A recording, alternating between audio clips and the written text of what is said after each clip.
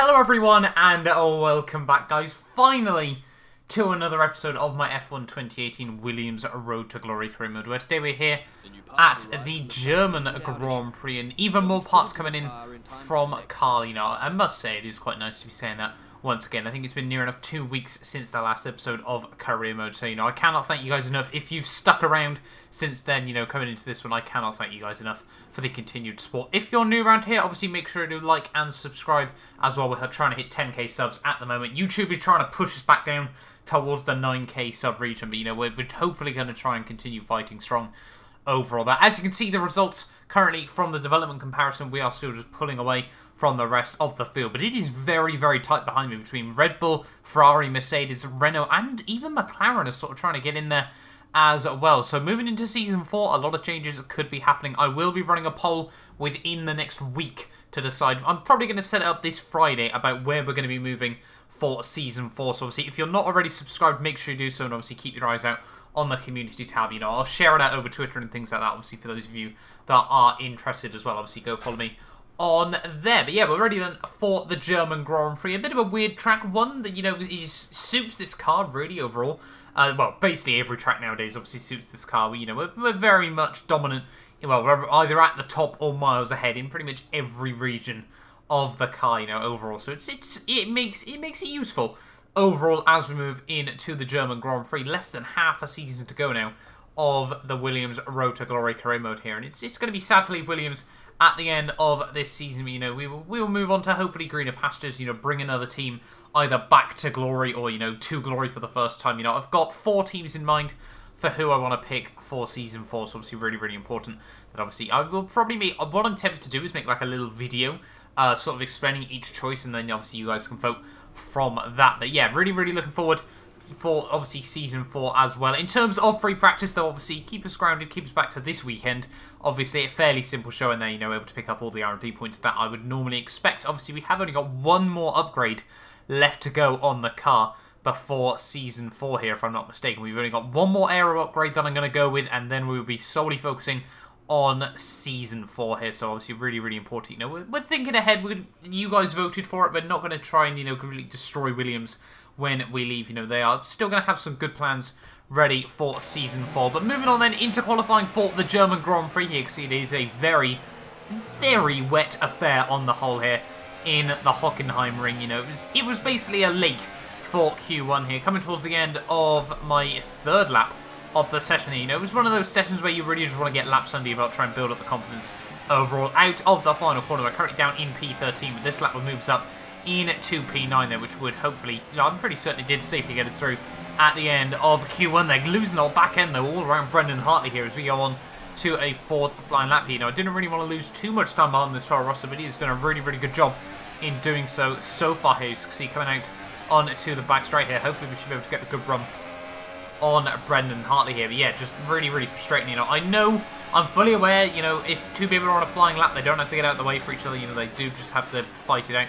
and all that. But yeah, it was still a little bit frustrating there. You can see down in towards the next hairpin there. We do finally get down the inside of Brendan Hartley, but by this point the lap was completely ruined there. But yeah, by the end though of the session, we would hold on for P9 here. You see by the end of the session, trying to go for one last attacking lap there and actually make a mistake out on to the back straight. They're lucky, so close to losing our front wing there, but very, very lucky that we were able to get away with that one there. And yeah, you can see by the end of the session though, Lance Stroll, he's won the last 3 races in a row. He's looking strong to try and make it 4-4-4 here. But yeah, coming towards the end though of Q2 here, as you can see, trying to close it to the back of Carlos Sainz here. I think we're about to go on to my 1 run of the session. It was one of those horrible sessions where it was just getting drier throughout, so obviously it was a case of just trying to go out right at the very end here. And let's go then for a flying lap around the German Grand Prix. So they take a lot of curb through turn 1. They're trying to absolutely maximise that and see what Charlie Whiting will let you get away with. Their brake just for the 100 metre board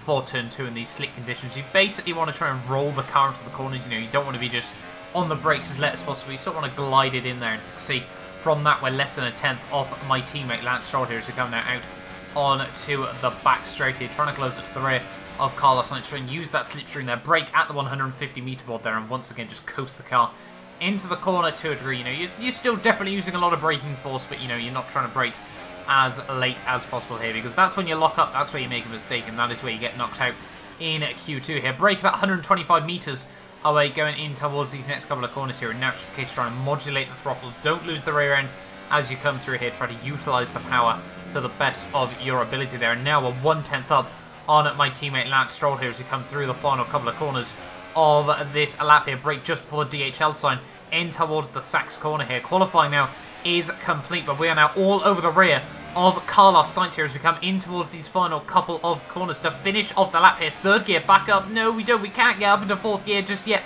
Carlos Sainz is really holding me up there. Out of the final corner, we're all over the grass, over the line, and we have lost 9/10 of a second in that final sector, and we are down in P12 and out of the German Grand Prix there. So the AI really paying a pain for myself there. You can see we did miss out on Q. Oh, look at that. Carlos Sainz made it through into Q3 of me there, and after he did all that holding up right at the very end of the lap, I was not very happy with that one there. But Lance Stroll once again goes through fastest overall there. That is absolutely heartbreaking, but you know, qualifying doesn't give you any points. The race is absolutely everything here. We had a good race setup ready for this Grand Prix as well. I think it's better that we just move past qualifying and move into the German Grand Prix.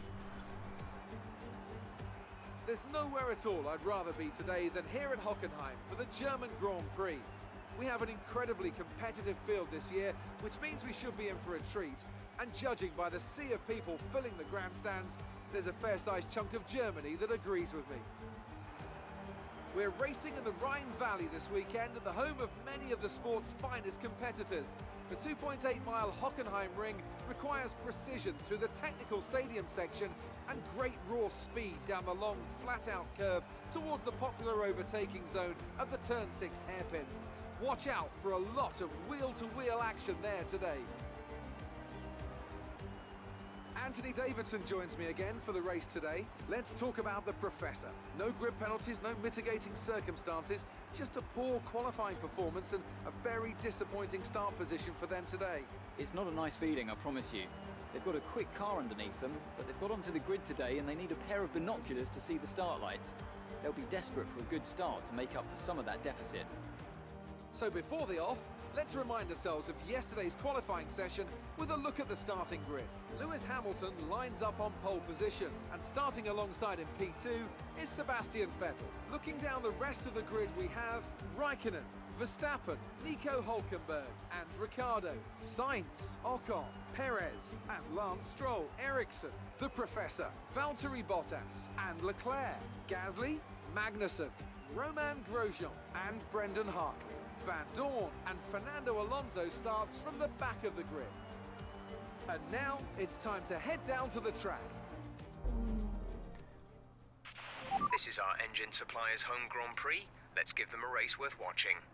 So here we are then, ready for the German Grand Prix here, and obviously it's going to be a fairly textbook one-stop race. I know a lot, well, pretty much all of the AI are going to do the same as well here, obviously with just the nature of the wet qualifying gives everyone free choice in this race. So really looking forward to this one nonetheless. Qualifying was very frustrating here, but at the moment it looks like we're stuck on the grid. Not too sure, this is a bit of a weird bug that I get quite often, worryingly, in F1 2018, where it just takes forever to load into a race there. But moving past that onto the grid, it's 5 lights here at Hockenheim. It's lights out, and away we don't really go there. That's been once again pretends to be shocked. An absolutely horrific start. They get a punt from Kevin Magnussen there as we come in towards turn 1 here. Valtteri Bottas just in front of me there. Pierre Gasly just behind me. Basically, obviously, what we came into this career mode, the best and now the worst car as well here as we move into turn 2 here. You see, trying to get a good run on the exit there. Around the outside of Valtteri Bottas there. Get all over the grass. That was not ideal there. Duck back into the slipstream of the Mercedes driver here. And now we're going to use the overtake mode. Move back to the outside here. He's going to try and take a bit of a defensive line on myself there, but just look into the hairpin. Just braking a little bit later, everyone concertinaed up there, and it was either a take evasive action or run straight into the back of Marcus Ericsson. That was very lucky that we didn't completely rip off the front wheel there or anything like that there, but unfortunately that sent me right down now to the rear of the field there, having to lose place to Stoffel Van Dorn there as the McLarens were fighting there, and that leaves Fernando Alonso right at the rear of the field here. But yeah, that has not been the start to the German Grand Prix that we needed here. You see Stoffel Van Dorn still just in front of me here as we now come down in towards the hairpin to finish off lap 1 here. Are we going to be able to get good traction off the exit? Yes, we do, up the inside of Stoffel Vandoorne. They're hanging out to dry, and this has not been a good start for the McLaren boys there. They really need to try and utilise those ultra soft tyres, but I'm not here to be friends with McLaren there, but Stoffel Vandoorne is clearly not here to be friends with me. He looks up the inside through turn 1. We take 110% commitment there and completely cut him off through the first corner there onto lap 2 of this race. So yeah, really trying to focus on my own race here. Not, you know, I don't work with McLarens at this stage of the season. Maybe for season 4 we might move to McLaren. Obviously it will be down to you guys as well, obviously your guys' choice for season 4 there. But yeah, Romain Grosjean now just in front of me there. Not anymore, he's not, nor is Brendan Hartley there down the inside of the pair of them. It's safe to say Jeff was quite happy with that one. Fantastic. 2 cars at once. Very well done. So there we are, Jeff very happy with that move. But, you know, we certainly was not over just yet here through the final couple of corners of this lap. And just look at the momentum we were able to carry over Ken Magnussen there up the inside in towards the Sachs curve once more there, and now straight up into P15 of this race once more here. So it looks like we're set for a bit of a recovery drive here, but the German Grand Prix circuit is one that I think personally the AI tend to be quite weak at, and also one of my stronger tracks as well here. Now onto lap 3, all over the back of Pierre Gasly, takes as much curb as possible through turn 1 there, side by side with the Toro Rosso driver here up the inside and towards turn 2 there. He's going to try and swing it right around the outside there. Very ambitious move from Pierre Gasly. Surely you would have thought, you know, looking at the Williams, may as well just back out and try to focus on his own race, but clearly not. You know, Pierre Gasly always a fighter here. Lap that we see, you know, now all in the slipstream and the DRS of Valtteri Bottas here. Once again, we're going to slip it up the inside of the Mercedes driver there, and that was a move, you know, one of those brilliant moves like Daniel Ricciardo's able to pull off so often, where you just slide the car up the inside, get it nicely parked on the apex, and just leave the guy on the outside with absolutely nowhere to go there. Lose the back end actually as we come in past the Mercedes grandstand there. And now we're all over the rear of Rixon there, and once again, just like we did to K-Mag 1 lap ago, around the outside, up the inside, and now we're up into P12 of this German Grand Prix. So 3 laps in, we've gone from 12th to last and back to 12th here. You can see fastest lap of the Grand Prix, as well as we move on to lap 4 here. Now we're all over the back of a huge gaggle of cars here, past Charles Leclerc through turn 1 there. Really not able to utilise that set of the ultra soft tyres too much there from the Sauberman there, right around the outside through turn 2. He did not want to make it any easier than it absolutely had to be there, and now he's skewing now in the slipstream. A huge train here. They're 3 wide. The AI are 3 wide. Oh my lord, this might not go well. As you can see, Pierre Gasly, Sergio Perez even, I should say, and Daniel Ricciardo now having a battle, as well as Ocon and my teammate Lance Stroll here. So, well, all the Force Indias getting involved in the action, but so are the Williams there. Daniel Ricciardo is going to have nothing to defend from these Mercedes power units there.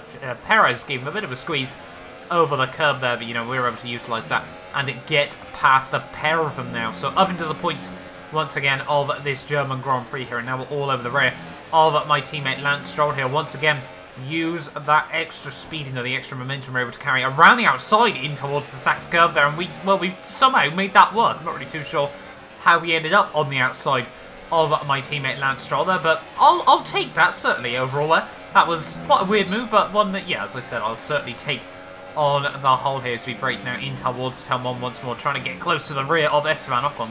Horribly misjudge our run through turn 1. Safe to say we certainly use a bit more of the track space than well, I say track space, the facility that is the Hockenheim circuit here, you see.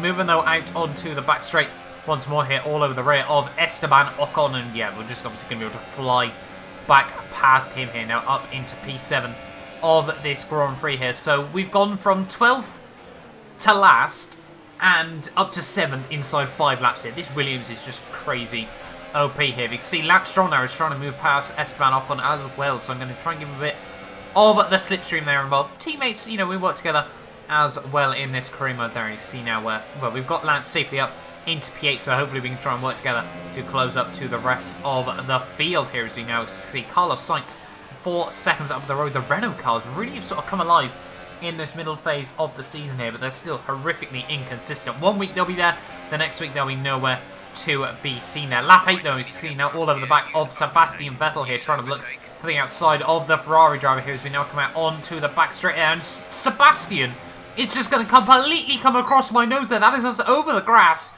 over the bumps, and almost into the wall of the German Grand Prix there, and that is not what you'd expect from a 5-time world champion in this career mode there, and that is going to, well, basically put us to exactly where we were at the start of all this mess. So now we're back now down into P17. You can see how much time that's cost me as well there. You can see Sebastian's, what, like 15 seconds up the road there? So that was not what I needed in this Grand Prix. And safe to say, you know, all the time you have to leave at the space and all the good things are like that there. And yeah, not very happy with Sebastian Vettel there after that one. That was not a particularly good move from him. Horrifically timed, horrifically judged, and well, yeah, just lack of spatial awareness. Yeah, but once again though, we've got to get our head back down and concentrate on the rest of the race. You know, we can't leave ourselves getting flustered from incidents towards the, well, I say towards the rear of the field. Obviously, we've just been sent back towards the rear of the field there. Lap 10 to the outside of Fernando Alonso there. He almost runs into the side of Roman Grosjean. He's getting all very, very close between all three of us there. But we do get past Alonso. We should be able to get past Roman Grosjean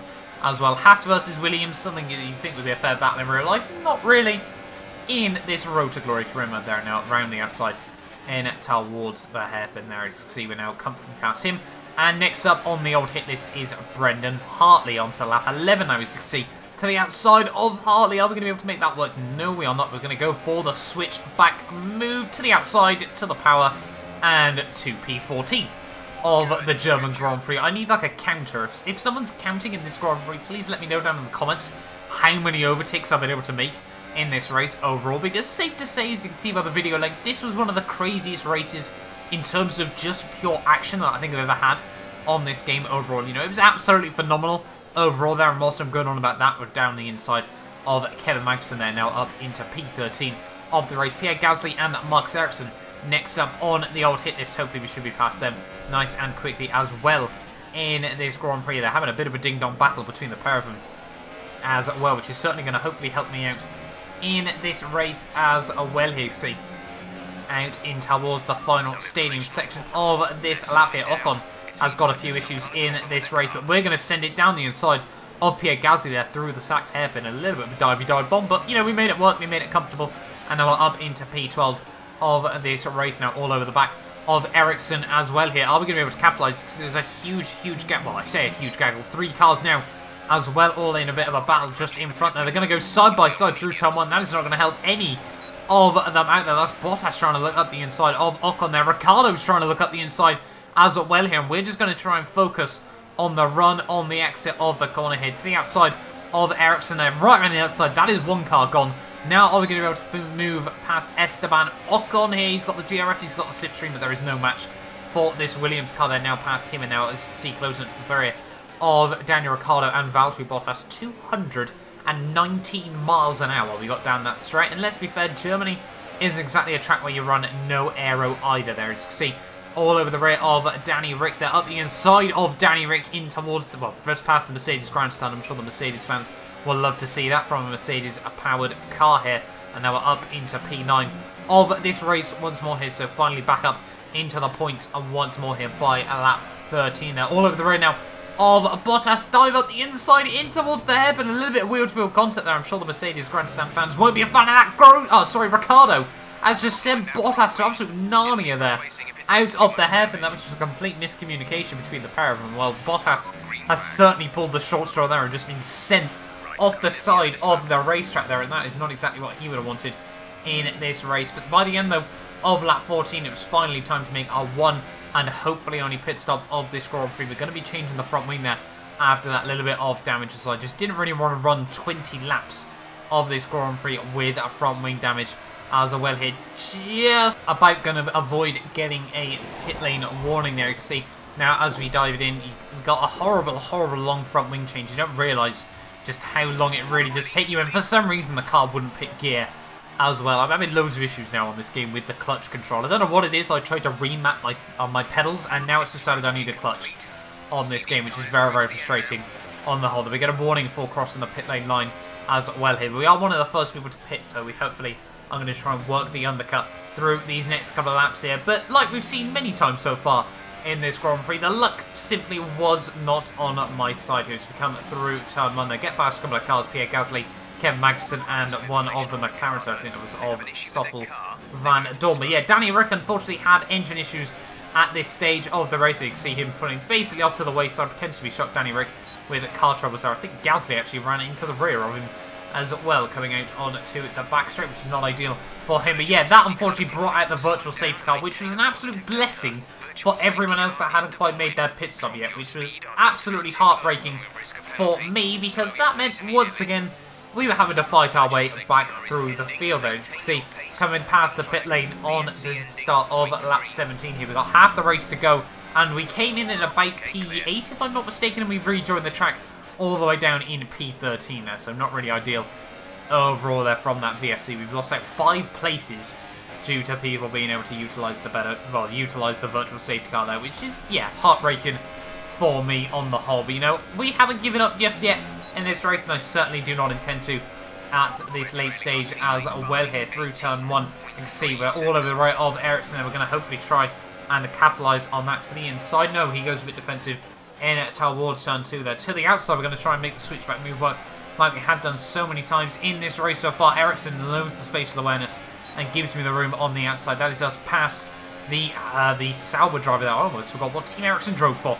As now, as you can see, we're trying to close up to the rear of Roman Grosjean as well up the inside there. Grosjean doing a little bit of weaving in the braking zone, in my personal opinion. But yeah, we now move up into P11 of this race once more. They get a warning for a collision with Grosjean, but really not too sure what we could have done there. It's like basically how to take evasive action from the Haas driver here as well. Lap 20, now all over the rear of Stoffel Van Dorn here for P9 of this Grand Prix here. Are we going to be able to utilise this one? Yes, there's no real denying that McLaren isn't going to be able to do too much in the way of defending there. So now we're up into P9 of the German Grand Prix here. Lap 26, and we're now closing at the rear of Sergio Perez. Carlos Sainz had to make another pit stop in this race, so not exactly a good one for him here. But this is going to be one of the weirdest overtakes I think I make. Perez changes his line in the braking zone. I run into the back of him, somehow don't pick up any front wing damage there, basically just engage punt to pass coming through the Sachs curve there, so not really too sure what to make of that one.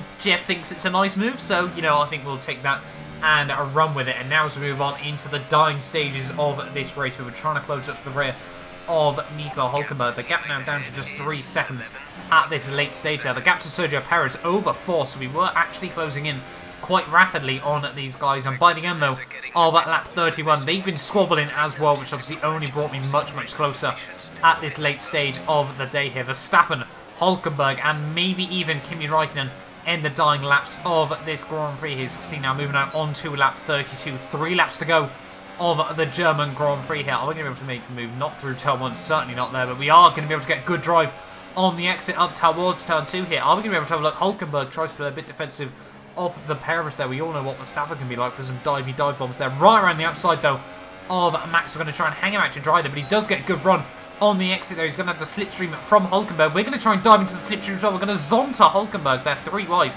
up in towards the hairpin corner there, but that is me now up into P5 once more of this Grand Prix here, and this was absolutely perfect here. But now we really do want to try and get past Kimi Räikkönen as well at the end of this Grand Prix here. Are we going to be able to do anything onto the final lap, though, of this race? We're all over the rear of Kimi Räikkönen. We look to the outside through turn 1 there. Kimi, though, up the inside through turn 2. He's just going to hang me out straight. We're going to try and go for the switchback move, but not as easy against a Ferrari car there, as they do technically now have the strongest power unit as well, if I'm not mistaken, in this career mode there. To the outside, though, of Kimi Räikkönen on the grass, but we do now make it work back up into P4 of this Grand Prix, but brake just a little bit too late in towards the hairpin there. Have to lock up the front end there, and just Kimi Räikkönen, a completely open door for him back up now into P4 of this Grand Prix here. Are we going to be able to make a move there once again? No, we can't. In towards the next corner there. Kimi just makes that Ferrari car as wide as possible here, and all we've got left now is the stadium section. Are we going to be able to do anything through the final couple of corners of this Grand Prix? Lance Stroll is going to come through and make it 4 wins from 4 here, but I do not care. We dummy on Kimi Räikkönen, force him into a mistake there in towards the Sachs hairpin one final time. Kimi cracked under the pressure. As I said, Lance is able to come through for 4 wins in a row here, but through the final corner, it is going to be P4 in the German Grand Prix. What a crazy race on the whole. I am lost for breath. Shame about the result, but I know you gave it everything. We'll come back stronger next time.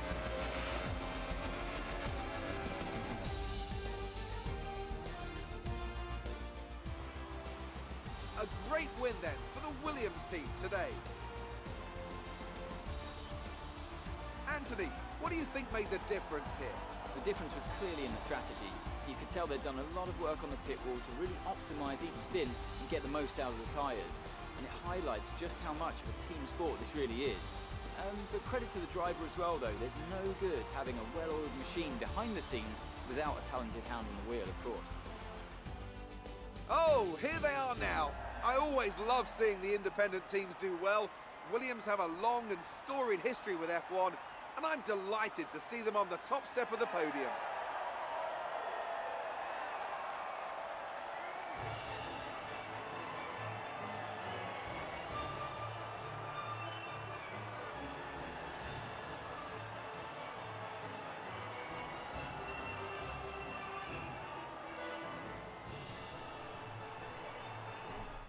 Well, there we are then, guys. What a crazy race on the whole. There's so many times that we had to fight our way back through the field there, but never did we give up. And 12 points overall, not exactly what I would have wanted in this race, but overall, you know, 37 points are taken away for Williams there. I will certainly take that. Lance Stroll is able to win the German Grand Prix ahead of Hamilton. I'm sure he's a bit gutted. I think Mercedes still haven't won a race in this season there. Sebastian Vettel in P3 there to take a podium in his home Grand Prix ahead of myself in P4. Raikkonen, Verstappen, Hülkenberg, Perez, Sainz and Ericsson round at the points order there. Grosjean still with no points on the board, just misses out there by 0.7 of a second. What a frustrating season it has been for the Haas driver there. Charles Leclerc in P12 there, Alonso 13th, K-Mag 14th, Bottas, Stoffel Van Dorn, Pierre Gasly, Brendan Hartley there, with Danny Rick finishing a lap down and Esteban Ocon being the only driver not to make it through to the end of that Grand Prix there. But yeah, I think that was 3 times in that race we had to fight our way back through the order there. But that now means Lance Stroll moves up into P2 of the Drivers' World Championship, 43 points behind myself. Maybe he could be a threat in the second half of this season, tied with Seb. Sergio Perez drops to P4. Hamilton jumps Danny Rick and Kimi Raikkonen there ahead of Max Verstappen. Esteban Ocon, Bottas, Alonso, Hülkenberg jumps Charles Leclerc, although now they're 3-way tie for 28 points. A 3-way tie as well between Hamilton, Verstappen and Raikkonen there on 100 points. And in terms of the constructors, we now have a 70-point lead overall there as well. But there we are then, guys. That has been the German Grand Prix. What a crazy, crazy race overall. Hopefully, if you've enjoyed, you have liked and subscribed. And hopefully, I will see you guys next time for the Hungarian Grand Prix.